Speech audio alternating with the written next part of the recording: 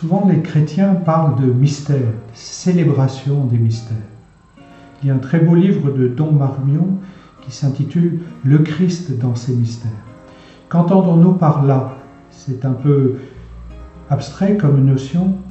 Pour les chrétiens, un mystère dit une réalité dont nous avons la certitude dans la foi, mais qui n'est pas accessible directement à un travail intellectuel, à une démonstration scientifique.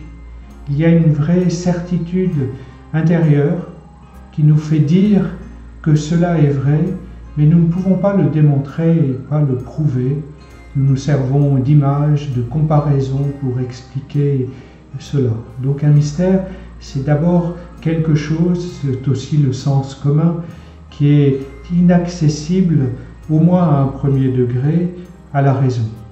Mais chez les chrétiens, ce mot-là a encore une signification plus forte parce qu'il s'agit, en quelque sorte, à travers la célébration des mystères, quand nous célébrons la messe, eh bien, nous célébrons le mystère pascal de mort et de résurrection.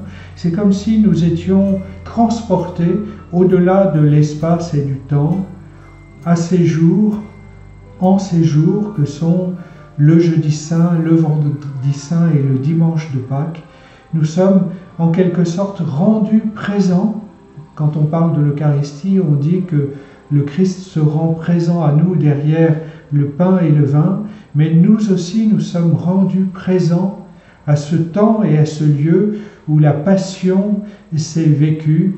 Donc nous passons dans une sorte de vortex et nous entrons dans un espace-temps qui est tout à fait inimaginable, et nous pouvons faire l'expérience, parfois nous la faisons de manière intérieure, de cette présence de Dieu et de notre présence auprès de lui au moment où il partage le repas avec ses apôtres, au moment où il est flagellé ou crucifié. Nous sommes avec les saintes femmes au tombeau, donc nous sommes rendus présents, nous faisons mémoire au sens où cette réalité est vraiment surgit dans ce temps et dans ce lieu au milieu de nous, et nous sommes transportés aussi dans ce temps et dans ce lieu.